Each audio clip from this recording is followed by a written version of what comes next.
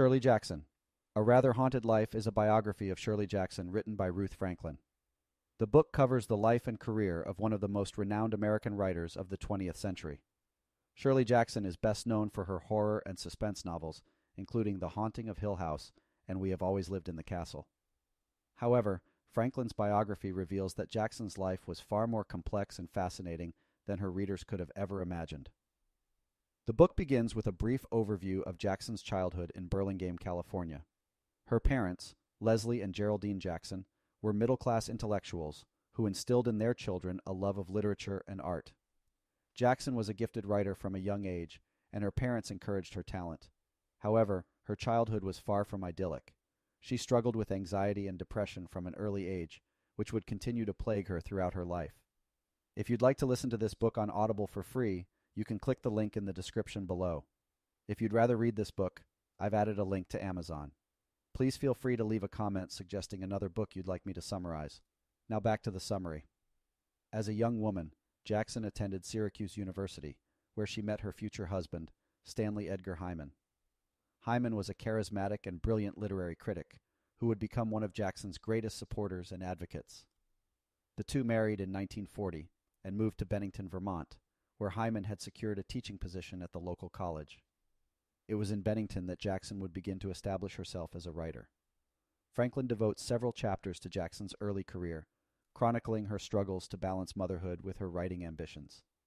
Jackson had 4 children in quick succession, and she often found herself overwhelmed by the demands of caring for them. Nevertheless, she continued to write, and her early stories began to garner critical acclaim.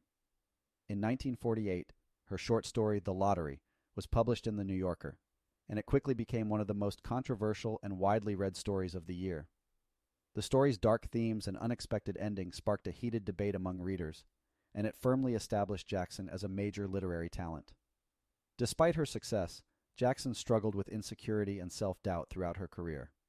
She was plagued by anxiety and depression, and she often felt like an outsider in the literary world. She was a woman in a male-dominated industry, and she often felt like she didn't quite fit in with the other writers of her generation. Nevertheless, she continued to write, and she produced some of her most celebrated works in the 1950s and 1960s. The Haunting of Hill House, published in 1959, is widely regarded as one of the greatest horror novels of all time. We Have Always Lived in the Castle, published in 1962, is a chilling and eerie tale of a family living in isolation in a grand old mansion. Franklin's biography also delves into the personal life of Shirley Jackson, and it reveals some surprising and often disturbing details.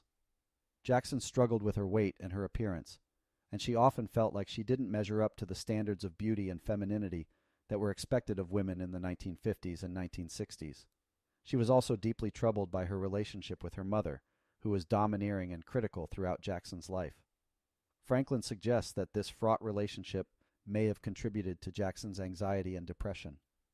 Despite these personal struggles, Jackson continued to write and to push the boundaries of what was considered acceptable in literature.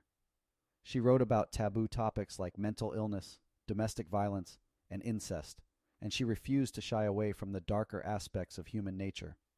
She was a feminist before the term even existed, and she used her writing to explore the ways in which women were marginalized and oppressed in society. Please click the subscribe button and head down to the description below to listen to this book for free on Audible. See you in the next summary.